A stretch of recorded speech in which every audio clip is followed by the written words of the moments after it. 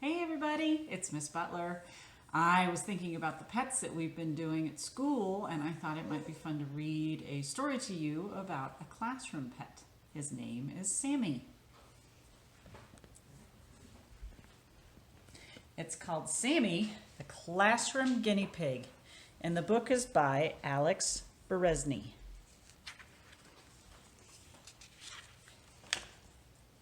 Sammy had his own little house. Inside was a soft blue sock. He liked to take naps in it. The sock had a hole in it, but Sammy didn't mind. The house had two doors, one to run in and one to run out. Sometimes he ran in the outdoor and out the indoor. Sometimes he slept on the roof. Sammy felt safe knowing he had a place to hide. Sammy had a big cage to scamper about in. His food bowl was always filled with fresh guinea pig pellets. He had hay to chew on, water to drink, and a round block of salt to lick. Sammy liked his home. Sammy couldn't read a clock, but he always knew when Miss B, the teacher, would arrive. Every morning she brought him a treat, but today she was late. Sammy squeaked in greeting when she finally appeared in the doorway. Yes, I hear you, Sammy, said Mrs. B. She was thinking of all the things she had to do. She hurriedly offered him a piece of carrot. Sammy stood up on his hind legs, a difficult trick for a guinea pig to take the carrot. Guinea pigs have individual tastes. Sammy liked many kinds of fruit and vegetables. Miss B's class had learned that Sammy's favorite treat of all was cantaloupe rind. Like most guinea pigs, he loved freshly cut grass. In warm weather, the children would bring him a great bunch, sometimes with dandelions. They were careful, though, not to bring him any grass from the roadside, where it could be polluted by cars or other animals, or from a lawn treated with chemicals. Sammy heard the voices of the children in the hall. They burst into the classroom, all talking loudly. Weep, weep, cried Sammy happily, adding to the din. Everybody settle down, cried Mrs. B. Soon, all the students were sitting in their seats and watching Mrs. B write on the blackboard. Sammy watched too, but as the lesson began, Sammy felt something bothering him. It bothered him more and more, and at last, he could contain it no longer. Weep! He shrieked at the top of his lungs.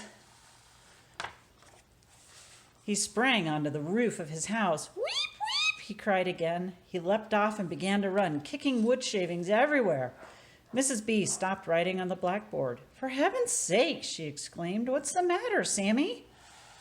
Weep, weep, he squealed, speeding in circles around the cage. Another burst of shavings fell on the floor. All the children turned around in their seats. What's the matter, Sammy? They cried.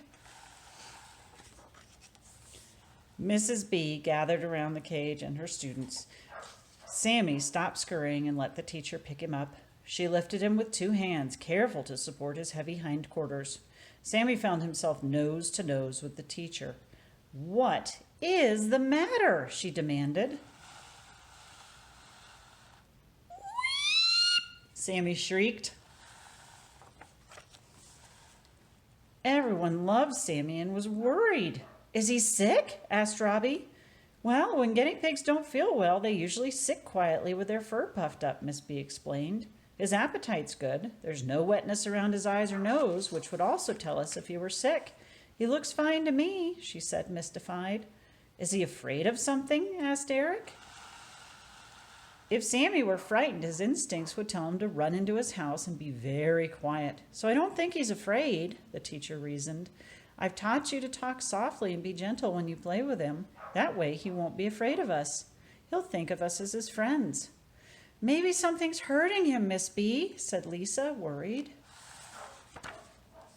Well, let's take a look, responded the teacher.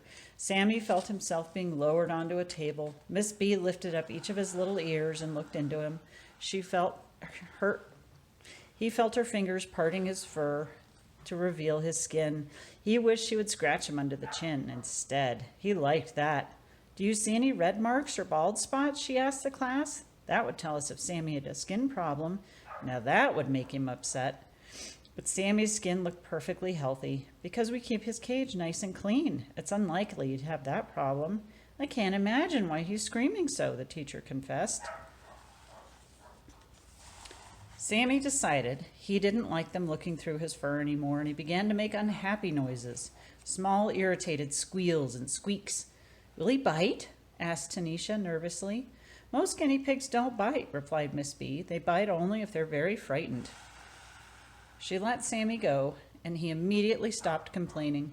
He began to waddle along the tabletop, sniffing the surface. What, Sammy chuckled as he went. That's his exploring sound, said Mrs. B. He was enjoying himself. He liked to explore new things. Sammy made his way to Maria and touched her nose with his. That's how guinea pigs recognize and greet each other, explained Miss B. Doot, deet, deet, deet, doot, doot, Sammy burbled in soft musical tones. That means he's happy. Sammy was glad when Maria picked him up and cuddled him. Her sweater was soft and warm. Miss B, I think I know what's wrong with Sammy, Maria said. I think it's because today's Monday. What? Everyone exclaimed. Sammy was alone all weekend, Maria explained. I think he's glad to see us. He wants our attention. That's all. Miss B studied the little guinea pig. Sammy, she said sternly, is this true? Is that what's the matter? Maria set Sammy down on the table, and everyone gathered closer. Sammy felt someone scratch his chin. He scrunched up his nose in pleasure.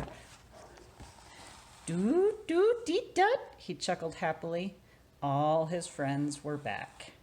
The end. Now, I want to introduce you to our pet guinea pig, whose name is Patrick. So we're going to put him on the counter. We're going to see what he does. He's got some favorite foods. There's Elise. He lives in Elise's room right now. My kids take turns with him. So some of his favorite foods. Elise, you could tell us what he likes. Nope, here he goes. He will tell you what he likes. Here's some spinach. He's very excited about it. You can see his little mouth. I'm going to see if I can show you his teeth. Okay. There he goes. Oh, it's delicious. He's sniffing. Oh. So yummy. I like how his ears shake when he eats. Let's see what he gets now.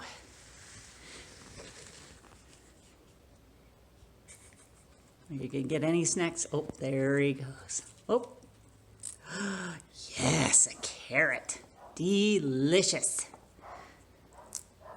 It's kind of hard to eat when you don't have hands to hold your food, isn't it, Patrick? So I'm going to show you the rest of his body and then we'll say goodbye because our story was really long. So there's Patrick. We say he looks a little bit like a furry meatloaf.